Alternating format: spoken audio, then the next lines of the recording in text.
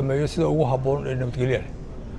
sideen u dhameynaa wuxuu sawir u noqonayaa oo hordhac u noqonayaa doorashooyinka ugu soo socda madashu wax badan bay ka digtay doorashada soo socota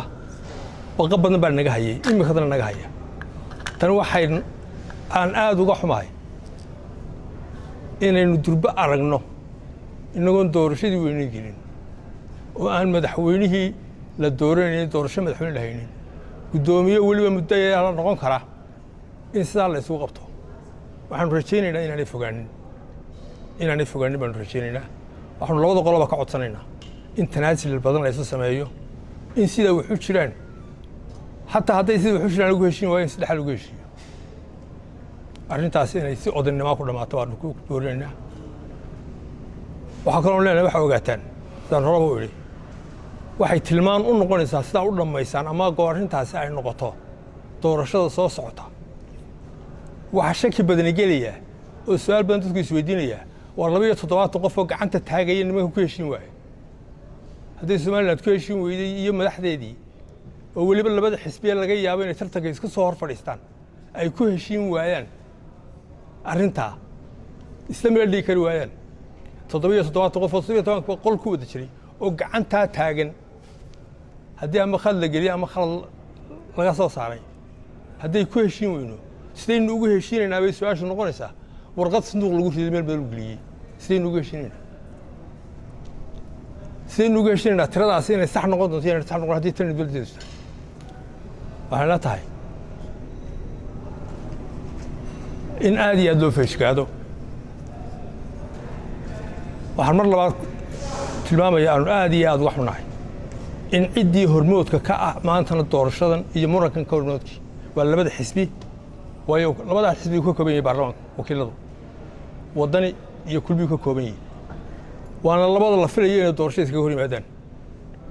berrita markay doorashada tan intay ku heshiin waayaan tadbar ku heshiin waayaan maal qabna waxaan leeyahay bulshaduna ka feeshignaato iyo aan lagu halaynin iyagoo kaliya waxa kaloo igaga daran oo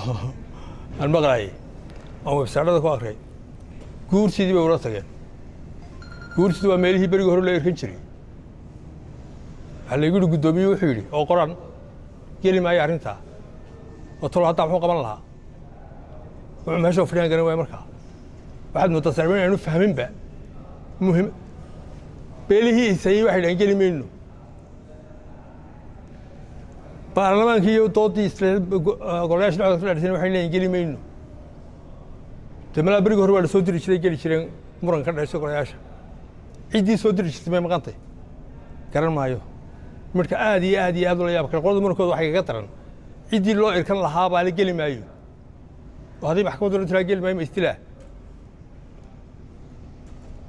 waxaan ku soo koobay arrinka bulshaduna ka feejignaato ishayntooda ayaynan ku dhaxmilmin yeenan ku kala safarnin haddii cid heshan baa heliyo kursi laakiin dibta ka dhalata dhamaantii wada gaadhaysa samaha ka dhashaan inuu ku filaanaya marka muddo gaaban waliba marka waxaan leenahay iyagana cagta dhulka u dhiga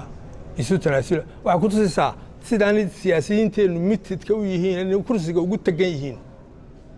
ee aanay isla meel dhigi karaynin arrinkan meel isla dhigaan ay ku tusaysaa iyaga waxaan leenahay waan ku boorinaynaa iyaga iyo ciddii kale khusaysi cidda ka odaynaysa iyo dawladda iyo waxaan leenahay arrinta dhulka hala dhigo